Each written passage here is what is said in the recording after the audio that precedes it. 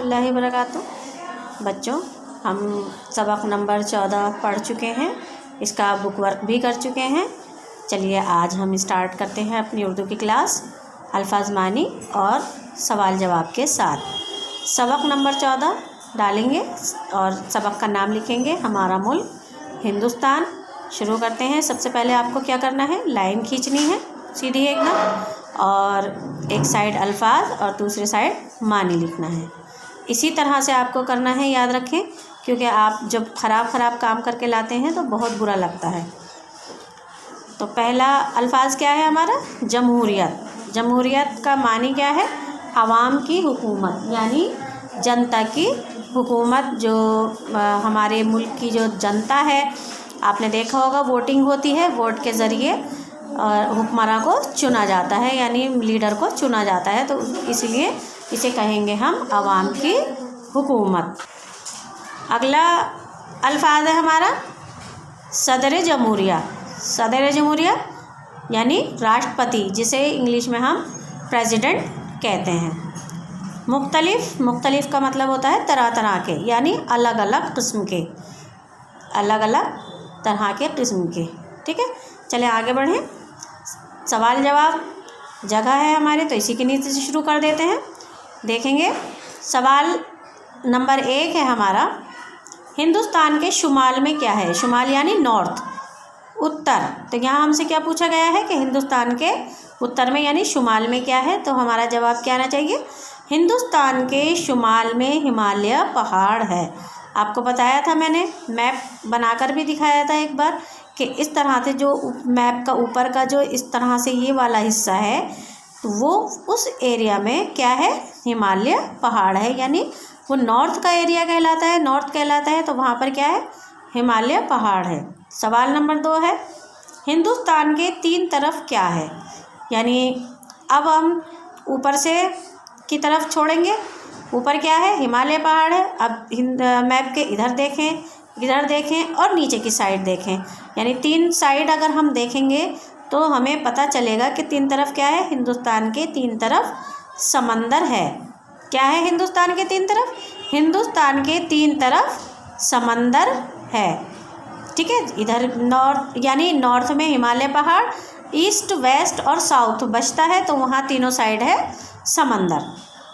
सवाल नंबर 3 है, हिंदुस्तान के बड़े बड़े दरियाओं के नाम लिखिए। दरिया यानी कि जो बड़ी बड़ी नदियां हैं ना, एक होता है समंदर, समंदर से छोटी होती हैं नदियां, जो छोटी मतलब समंदर से थोड़ी छोटी होती हैं, तो वो कहलाएंगे दरिया, उसे हम क्या कहते हैं, दरिया। तो हिंदुस्तान के बड़े बड़े दरियाओं के नाम लिखिए। कौन कौन से हैं, गंगा, जमुना, नर्मदा, कृष्णा और कावेरी, इसके बड़े बड़े दरिया हैं। कौन कौन से हैं इसके बड़े बड़े दरिया, यानी बड़ी बड़ी जो नदियां हैं वो कौन कौन सी हैं, गंगा, जमुना, नर्मदा, कृष्णा और कावेरी, ये इसकी बड़ी बड़ी नदियां हैं। अगले सवाल की तरफ चलते हैं। सवाल नंबर 4, हिंदुस्तान में किस किस मज़हब के लोग रहते हैं। ये आपको मालूम है कि हिंदुस्तान में मुख्तलिफ़ मज़हबों के, अलग अलग धर्मों के मानने वाले लोग रहते हैं। यानी अगर हम एरिया वाइज भी चलें, स्टेट वाइज भी चलें, तो कहीं पर मुस्लिम आबादी ज़्यादा है, कहीं पर हिंदू आबादी ज़्यादा है, या कहीं पर सिख आबादी ज़्यादा है, तो इस हिसाब से भी हम देख सकते हैं, आंकलन कर सकते हैं। तो हिंदुस्तान में किस किस मज़हब के लोग रहते हैं, यहाँ हम जवाब लिखेंगे इसका।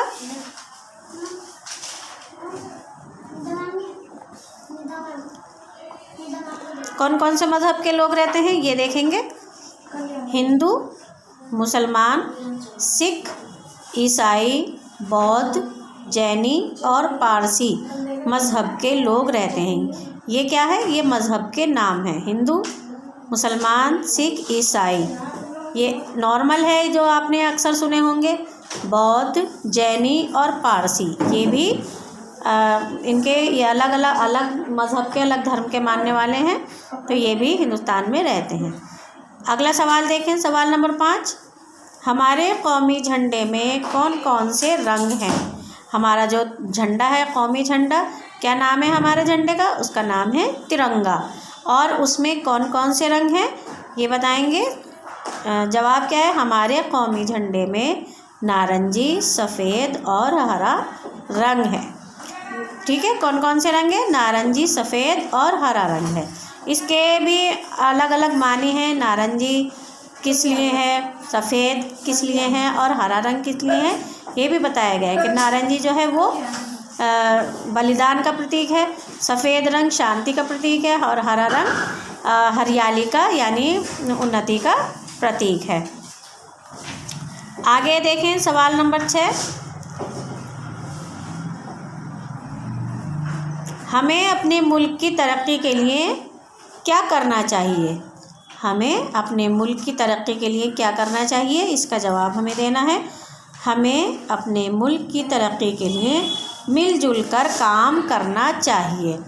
क्या करना चाहिए मुल्क की तरक्की के लिए? मिलजुल कर काम करना चाहिए। ये नहीं है कि हम आपस में फ़िरक़ों में बँट जाएं कि तुम हिंदू धर्म के हो और हम मुस्लिम धर्म के हैं और हम सिख धर्म के हैं या हम ईसाई धर्म के हैं।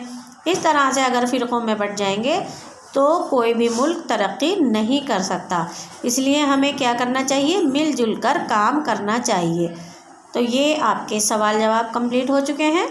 इसकी मैं आपको पिक भी सेंड कर दूँगी इंशाल्लाह, तो आप आसानी से कर लेंगे। लेकिन इनको आप समझकर और देखकर सवालों को सॉल्व करेंगे और बहुत ही साफ़ सुथरा कॉपी में जिस तरह से मैंने लिखा है उसी तरह से आप लिखेंगे। मिलते हैं अगली वीडियो में। अस्सलाम वालेकुम।